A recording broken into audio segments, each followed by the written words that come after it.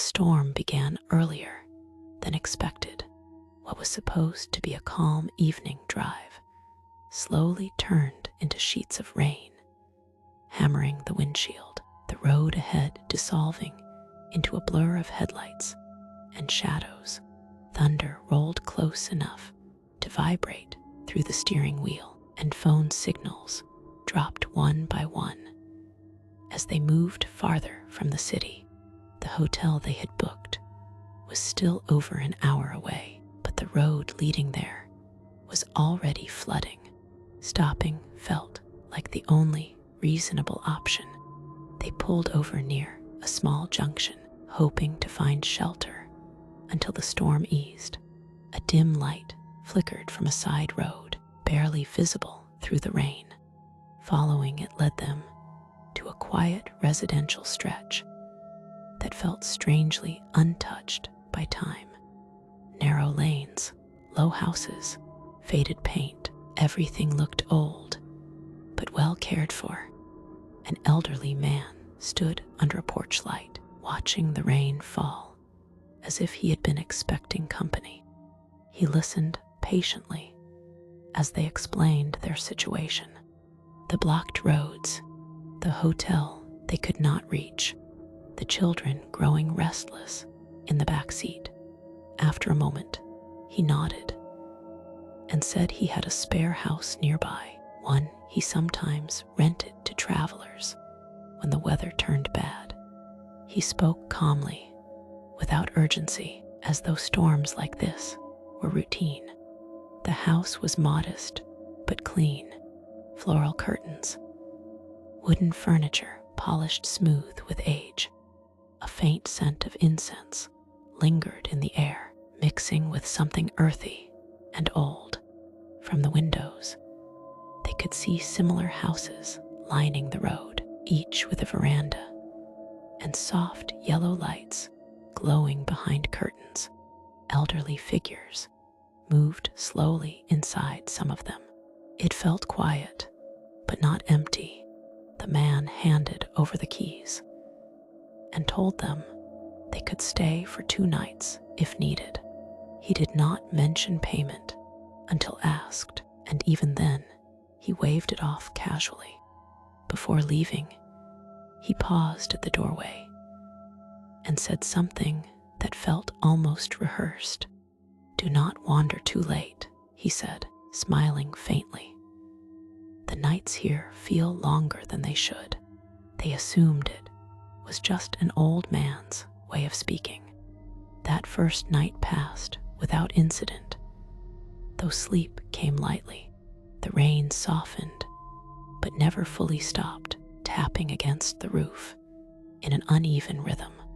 Occasionally, someone would wake and feel as though the house was holding its breath, waiting for something to happen. Morning arrived slowly. The storm had washed the air clean, leaving the neighborhood wrapped in pale mist. Birds called somewhere in the distance, though none were visible. The houses looked exactly as they had the night before, their paint muted by age, but intact. Gardens trimmed, verandas swept clean. They decided to explore nearby places while the weather allowed. Outside the neighborhood, life felt louder. A small market road buzzed with movement, tea stalls steaming, shopkeepers calling out. When asked about nearby sites, people answered readily, but the moment the family mentioned where they were staying, the mood shifted. At first, there were smiles, then confusion. Some laughed nervously, assuming it was a joke. Others stared for a second too long before shaking their heads.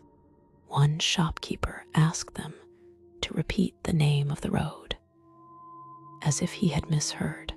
"That place," someone said quietly. "No one lives there." They insisted they had stayed there overnight. They described the house, the elderly man, the neighbors. The responses did not change. A man at a tea stall leaned closer and lowered his voice. He said that neighborhood had been abandoned years ago, not slowly emptied, but suddenly left behind. People moved out overnight, leaving homes exactly as they were. Furniture inside, utensils on shelves, doors locked. No official reason was ever given. The family exchanged uneasy glances, then laughed it off. Rumors traveled easily in rural areas. They told themselves. Locals often exaggerated stories to scare visitors. By the time they finished sightseeing, the tension had faded enough to feel manageable. They returned in the late afternoon. The neighborhood greeted them with the same stillness as before. Lights were on in several houses. An elderly woman sat on a veranda, gently rocking in her chair.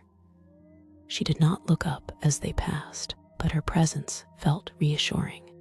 Inside the house, everything seemed normal, at least at first. Later, as they prepared dinner, someone noticed the sofa was no longer against the wall where it had been that morning. It had shifted slightly, angled toward the center of the room. No one remembered moving it. They blamed tiredness, distraction. The night grew quiet faster than expected. No distant conversations drifted through the air. No radios, no televisions. From the window, the street looked frozen, like a photograph taken long ago. The lights across the road glowed steadily, but there was no movement behind the curtains. Sleep came unevenly. Sometime after midnight, a faint sound carried through the house. It was soft enough to question whether it was real. A dragging noise, perhaps, or footsteps moving slowly across a wooden floor. It stopped the moment anyone became fully awake. Morning arrived again, gray and muted. The house felt colder. The floor tiles held a chill that lingered longer than it should have. When they stepped outside, the neighborhood felt different. Not changed, but withdrawn. The elderly woman from the veranda was gone. Several houses now stood with doors open, yet no one inside. Dust-coated surfaces that had looked clean the day before. The silence felt deliberate, as though sound itself had been discouraged from entering. At a tea stall just beyond the neighborhood, the same man from yesterday stiffened when he saw them. "You are still there?" he asked. When they said yes, his face tightened. He told them they should leave before nightfall. When pressed, he explained that people avoided that place after dark. He said the elderly, who once lived there, vanished on this exact date years ago. The houses were left behind, untouched. The family returned with growing unease, tightening their chests. Inside the house, the furniture had shifted again. This time, there was no doubt. The dining table sat at an angle. A chair faced the window, turned as though someone had been watching the street. As evening settled in, the neighborhood lights did not turn on. The houses across the road faded into darkness, one by one, until the street looked abandoned. No footsteps, no voices, only the faint creak of wood as the temperature dropped. They locked the doors earlier than the night before. Sleep came in fragments, each interruption heavier than the last. And somewhere, between waking and dreaming, one thought settled quietly into their minds. They were not alone.